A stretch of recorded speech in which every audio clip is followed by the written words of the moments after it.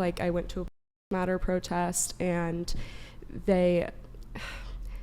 I was walking with my friends, and, you know, we're chanting, doing the whole thing, and then... Did you get jumped? No, I was not jumped, but basically there's an interviewer there, and I had like this sign, and like me and my friends are having a good time, and I'm like, wanted to just shake the sign in front of the news reporter, basically, and she kind of just asked me a question. She's like, oh, why are you out here today? And I was like, oh, well, I believe in the principles of Dr. Martin Luther King, you know, and I believe in peace and equality, and just kind of the basic rundown, you know. And then these two girls started like harassing me, and the newscaster, they were just like, why would you interview a white girl at a Black Lives Matter protest? This is ridiculous. And then the girls came up to me and were like, next time, check your privilege and hand the mic over to a person of color. And I just started... Yikes. Yeah, like I was just out there like talking about Martin Luther King and like spewing what you guys are supposed to be out here talking about, and that's not even good enough. So that was the start of it. And then like I just started to see in media and pop culture that like there was just this like disdain towards white people, and it's kind of alarming, quite honestly, you know. So you got red pilled. I got red pilled, yes, red pilled. But okay. also white pilled because What is white?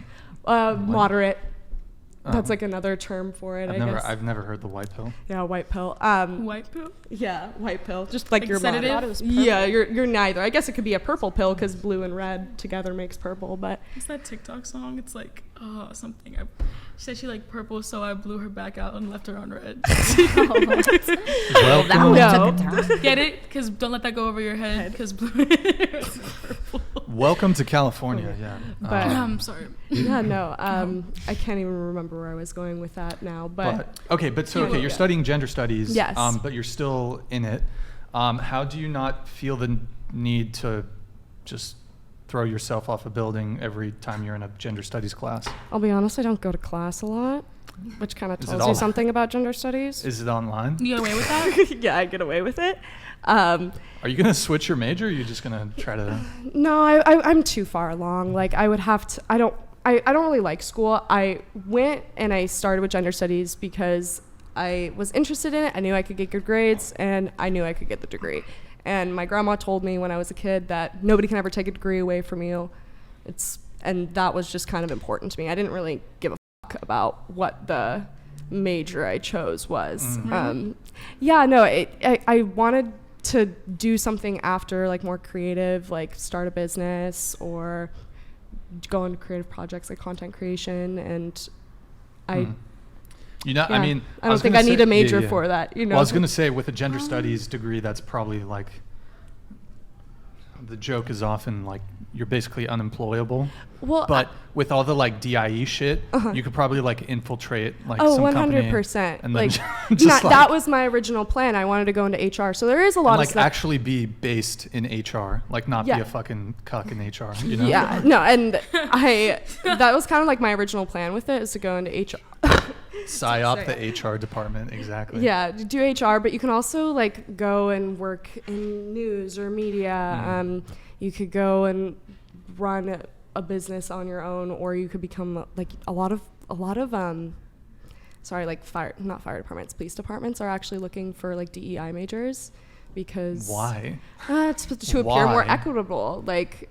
Oh my God! Failed society. DEI, it's over. Diversity, equity, and inclusion. Yeah. Start learning Chinese, guys. It's done. Okay. Yeah. Okay. So what was I gonna say? I don't know. Good times. Yeah, it's good times. I mean, I want to myself half the time. Jesus, like true. when the like lecture slide comes up means and it that says, metaphorically. "Oh, I'm so sorry." I'm YouTube bro, moderators. Gonna get the fucking shit she's talking about BLM. I'm so sorry. So sorry. Bro, I think it's good that you're challenging We can't talk yourself about and like BLM. being in an environment that's opposite to what you believe. Like, yeah, that was why I did stuck that in with college, it. and that's what I think was like so fruitful about my experience. Yeah, and like that is what ultimately made me decide to stick with it. Was I was like, okay, I want to be like fully armed with all of the opposing arguments so that like I can not only create like a decision for myself as to what do I believe, but also what like be able to argue it from both sides, basically, you know, and like have really nuanced conversations with people about it.